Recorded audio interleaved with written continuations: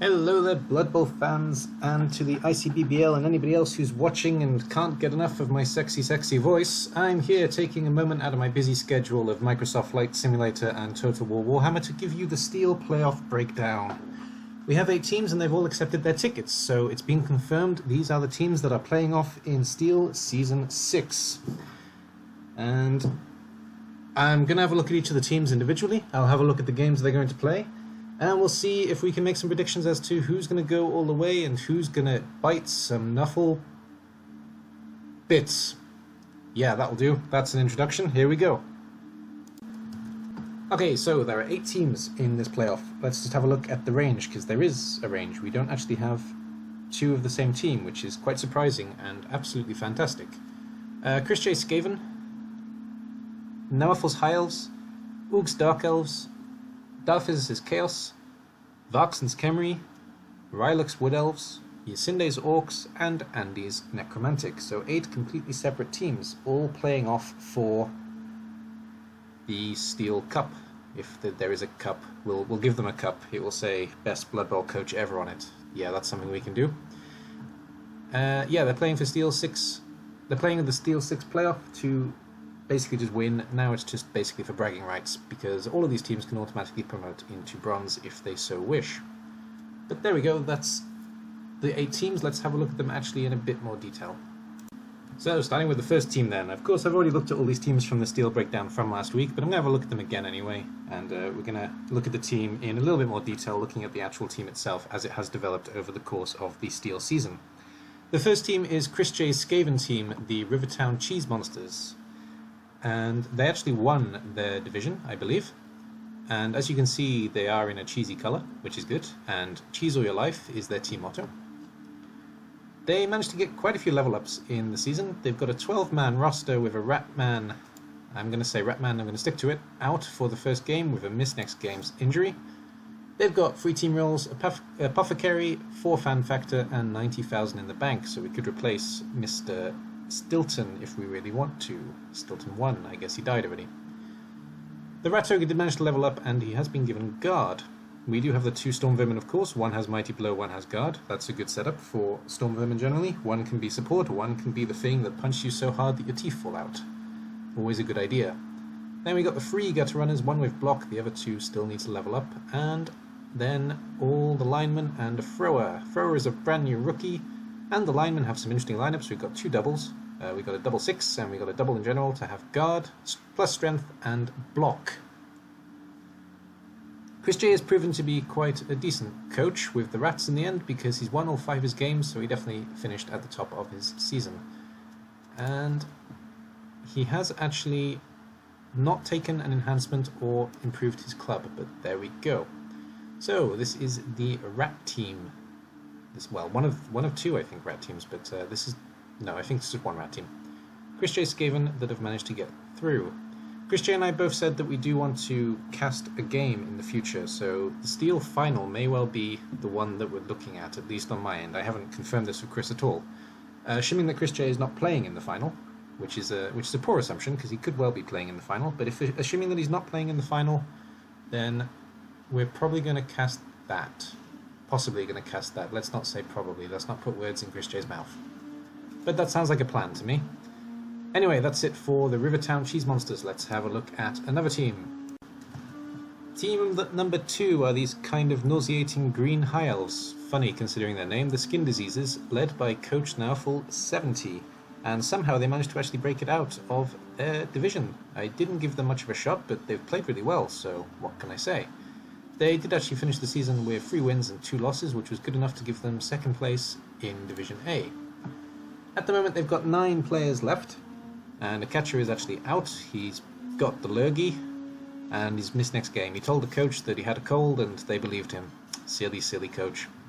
3 team rerolls, an Apothecary, and 30 in the bank, so we're not replacing anybody. We're starting this playoff with 8 players, which is enough for High Elves. We still got the catcher in the team, still got a thrower, and we've got both blitzers, so that's still a pretty scary lineup, even with 3 loners. So what do we got then? We haven't got many level ups really on this team. We've got the 3, 4, 5, I can't count. We've got 5 level ups. We've got three lots of dodge that have been added to players: catcher, lineman, and thrower. We've given kick to a lineman, and finally nerves of steel to the catcher that I question, but actually it seems like a really good idea when the more I think about it and the more I look at it. They haven't actually done anything with the club. They haven't even taken a sponsor. How dare they? And that's pretty much it for this team. High elves, rats so far very agility heavy. I didn't actually have a look at the teams in general, but I'll do that. Maybe re-record it. I probably will re-record it. Anyway, that's it for the second team. Let's move on to the third team. Alright then, the third team, and the very dark and very emo-looking Dark Elf team from Oog. I probably should have mentioned when I was talking about Naafel, the last team, the High Elf team. Naafel is new to the league, so it's quite an achievement actually getting to the playoffs, so congratulations there. And moving on to Oog then, and his Dark Elves, with raking it in. They've actually managed to survive with that kind of crazy build, and hopefully they've got at least one more reroll, because otherwise they're going to struggle still. And they finished off 3-1-1, which is quite respectable, and it was enough to net them second place in their division. So, they've still got the one team reroll. Well, never mind. And they've got the Apothecary, of course, and we got the two Witch Elves, one of which has leveled up and been given block. We got the two Blitzers, one of which has been leveled down and been given minus movement. He's also got dodge, so he has leveled up. Of course, when you get an injury, for anybody who is watching this game and does not know the rules, you do not lose a level if you get an injury. But still, I just felt like saying it. So one with dodge and minus movement, and one that is just a rookie still, an exact rookie, complete rookie. We do have Leader, which gives him the one extra reroll so long as the runner doesn't get stomped. And against certain teams he will almost certainly get stomped, but hopefully Oog can keep him alive for long enough.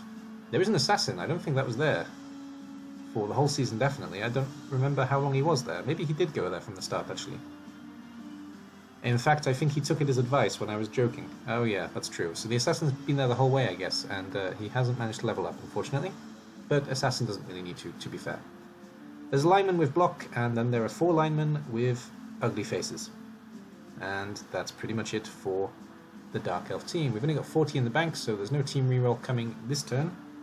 Maybe after this game we can get the team reroll so long as we keep the 40,000. That's a possibility I would highly recommend. And nothing has happened to the stadium. It used to go here. That's it for the Dark Elves. Let's have a look at the next team. Next up, my arch nemesis from Division C, managing to come in second place by beating me in a tiebreak. Dark Physicist and his Chaos team Kill All Men's. This team is what my team aspired to be. Aspiring champions. No. And the team motto, Die. It's really, really well written and poetic in its chaotic way. So let's see how this team finished up then. 3 team rerolls and Apothecary. We have all 4 Chaos Warriors, 3 of which have been given Mighty Blow. And then all the Beastmen, all the way up to number 12. There's a 12-man roster, 3 of which have block, the rest are all rookies. There are 2 within range of leveling up, as is the last Chaos Warrior though, so that's pretty good development for the Chaos team. It's about on par with my own. I think we had roughly the same levels, maybe he had 1 more than I did. And we both have a 12-man roster, so it's interesting how the Chaos teams really did kind of end up exactly the same. He has got 140 in the bank, so he could spend it on something if he wants to. Not really sure what he would want to spend it on though. He could actually save it for a tough opponent if he has a tough opponent to face, I guess, and spend it on some inducements. And he's done nothing to the Channel House either. It's the way it started. And some goblins managed to intervene in the Chaos camp, and they've sponsored them somehow. Goblins sponsoring Chaos is kind of a scary thought. Anyway, that's it for the 4th team. I didn't have a look at the record. Sorry, that's not it for the 4th team. Having a look at the record then from the week, they also went 3-1-1, like Oog's Uber Coffee Hose. So there we go. Moving on to Team 4. Team 5, that was Team 4. Team 5, we see some old Egyptian gods come back to life. The Judgment of the Worthy, Varxen's Khemri team. We shall weigh the worth of your hearts. Yes, very, very Egyptian, very archaic. They also went 3-1-1. We got a lot of 3-1-1, and I think they also became second. They didn't became second. They came second in their respective division as well. And let's start with the club this time, just to confuse things. The Hall of Mart has no sponsor. Of course not, because they're too old. They started before sponsors existed, so why the hell would they want to sponsor? That makes perfect sense. They are in fact sponsored by cats, of course. And let's have a look then. These aren't the gods actually, are they? No, they're not, but never mind. Right, so this team that has been set up in this way that confuses the hell out of me. I love it. Really, really glad about it. 2 team murals, 4 fan factor, and 40 in the bank. We could buy 1 more skeleton, and you can never have enough skeletons. They're so good at passing. All 4 Tomb Guardians are here, but I don't think any of them... 1 is leveled up, it's been given block. Very nice. And then we have the 2 Blitz Ras. Where are they? There's 1, and there's 2. 1's been given plus strength, and 1 is actually leveled up twice to be given Mighty Blow and Piling On. This is our first level 3 player, I think, out of the 5 teams. There's only the 1 thrower, Ra, but you don't really need more than 1, to be honest. I prefer 2 personally, but you know, I do a lot of throwing. That's also... No, that's only level 2. But he is close to level 3. And he has been given Kick-Off Return, and he has Specimen's Face, so he has all of the skeleton magic that he needs. And then having a look at the skeletons themselves, the rest of the team is skeletons, 13-man roster in total. I'm not going to count, it's just going to be confusing. And 1 has been leveled up with Dirty Player. And he's taken a minus agility, so this one is probably not doing any passing. That's a shame. And that's pretty much it for the Khemri team. Let's move on. And team number 6 is the Wood Elves from Rylok touching your balls. None of the guys are actually touching their balls, but there we go. Oh, we're coming for them. That can be read in so many ways, I'm not even going to try. Let's start with these statistics. They went 3-1-1 as well. They also came second in their respective division. Yeah. And they're down to 10 men with 3 out injured, which is going to hurt him maybe, especially because 2 of them are actually leveled up. So 2 of his levels, including his kick piece, which is pretty bad news, are going to be out for the first game. And we're missing a dodge as well, but I'm pretty sure his first opponent is the Dark Elf team, so he's not going to miss dodge. He's going to miss dodge more, actually. What am I talking about? He's going to miss dodge a lot against the Dark Elf team, probably. So we're going to have 4 loners going into this first match. Let's have a look at the team themselves. Both War Dancers are still alive, which is always good news. And I forgot to mention 2 team rerolls and an Apothecary. 2 War Dancers still alive, 1 of them level 3, 1 of them level 2. Mighty Blow and Tackle. Good luck, Dark Elves. And Strip Ball. On stripping your balls. That's pretty straightforward, really. Screening Your Men got a double, and he's been given guard. Thoradil, who is injured with, I guess, missed next game. Has been given dodge, but he's going to miss next game, funnily enough. Spending Your Rerolls, who I think is also missed next game, yes he is, has been given kick. And Catching Your Runner, who's been given minus agility, I guess, so he's not catching anybody anytime soon, is still a rookie. So the 2 War Dancers are the only positionals, the rest are all linemen, and we have a second doubles on Bloody in Your Pitch. So 2 lots of guard, which is quite impressive for this Wood Elf team actually, and both lots of guard are going to be on the pitch in the first playoff match, and hopefully all of them for Rylok's sake. Hopefully not all of them for everybody else's sake. And minus movement on the guard piece, but if you're going to use him to guard, not such a big deal, realistically. Having a look at his club, nothing happened here. Touchdown Central, doesn't need sponsors. They sponsor themselves with their own touchdowns. So there we go. That's it for the Wood Elf team touching your balls. Right then, boys, time for a rock, I say. We got the Orcs in team number 7 with the motto Yam. Organic food came in and they killed lots of little stunties and lots of elves, and the gits became the bigger gits as the season continued. We got a thrower, but who needs a friggin' thrower? He's one of them gits we don't want. There are 4 Black Orcs. One of the Black Orcs has actually been given block. Then we have Mighty Blow Tackle on a Blitzer. He's our guy who's doing all the damage. We got a Diving Tackle, and Micro Queens can't quite decide what he wants for the second one. He hasn't quite decided what's going to give him the most blood. Then we got a Blitzer with Guard and a Blitzer with Mighty Blow in the opposite order in the way I showed them. And 3 linemen, but screw the linemen, they're just there to get punched. 3 team rerolls, but who needs them, and an Apothecary just in case one of the gits decides they don't want to get back up. And the club, of course, was sponsored by our own Orchidus. And in the statistics, we won every game. Of course we did, because we is the biggest gits around. 170k in the bank, but who needs teeth? We make our own when we punch people in the face. No, I don't know why I did that. Okay, team number 8. We have the Necromantic team from Andy's, DONZ, and there's no team motto here. They have one of the lowest team values for a full team. They're not a full team, so forget I said anything. 1, 2, 3, 4, 5. So they're actually an 11-man team with one out. The Wolf, who I guess has got missed next game. Yes, he does. So they got 50 in the bank. They got 2 team rerolls and fan factor of 4. They managed to win 4 of their games and they lost 1. They were the top of their league. And nothing's happened to the club, but they are sponsored by the Guild of Bandits. Having a look at the team itself, then there are 2 wolves, but one of them is going to miss the first game, and they've both been given block. So we're going for a safe route here. There are 2 flesh golems that are both 1 within level up, so even a pass will do it for a flesh golem, but the flesh golem never passes, of course. So any kind of injury, and they're going to manage to level. Then we've got the 2 whites. One is level 2, one is level 3. The level 2 is kind of scary because he's been given dodge, and the level 3 is very scary because he's strength 4 and has mighty blow. That is a very scary white indeed, and he has a fantastic mustache. Then we got 5 zombies, which is a good amount of zombies, one of which has block. And no ghouls. I love this team. And that's it for all the teams. Let's actually have a look at the games they're going to be playing then.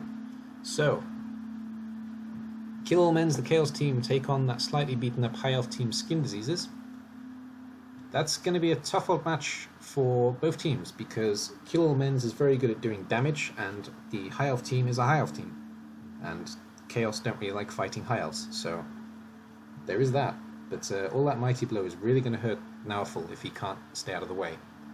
Judgment of the Worthy, the Kemri team, take on Rivertown Cheese Monsters, the Skaven team. That is going to be a hell of a match to watch. They are 2 of our tutors, by the way, Varkson and Chris J. And they both had a very good season, so that'll be an interesting match to watch indeed.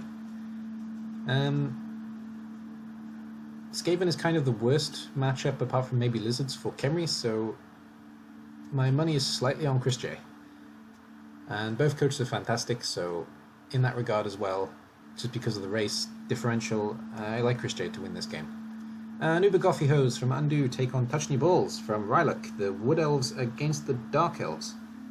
And that's going to be an interesting one. There's a dodge missing. There's a dodge missing in the Wood Elf team, and the Dark Elf team only has 1 team reroll. So they both have They both have an issue that's a little bit limiting. Oh, I can't speak anymore. They both have an issue that's a little bit limiting, and I imagine that Rylok, with the experience of Wood Elves, is going to manage to outdo Oog's inexperience with Dark Elves. Though both have had a very good season, they've got the exact same record. It's going to be a good match to watch. It's going to be a very interesting match. And lastly, Organic Food take on Dons, the Orcs against Necromantic team.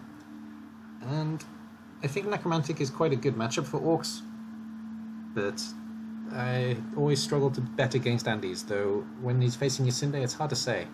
Ysinde playing a team he's very comfortable with, and Andy's playing a team he's relatively comfortable with. Ooh, it's hard. That wolf that's missing is going to make a big difference as well, probably, so yeah, the claw isn't going to help him as much as it could, and he's going to get fouled, because that's the way Ysinde's been playing, so I am going to give it to Ysinde, but I feel dirty doing it. What can I say? And of course, this is the quarterfinal. We then have the semi-final and the final. I will be doing a rundown like this, the same as I have been for the other games. If the playoffs manage to go in the same time as bronze, if they manage to forward at the same time, then I'll make it all one big rundown still. That's probably the best way to do it, actually. If I can, I will do it that way. If I can't, I'll do them separately. Anyway, that's it for Steel. Good luck to all of the finalists, Star Physicist and Naufel, both of them new this season, so unfortunately they have to play each other, but to the 2 of them, congratulations for making it to the playoffs. It's quite an achievement. Varkson and Chris J, Oog and Rylok, and Ysinde and Andy's. Good luck to you all. May Nuffle smile on half of you. Bye bye for now.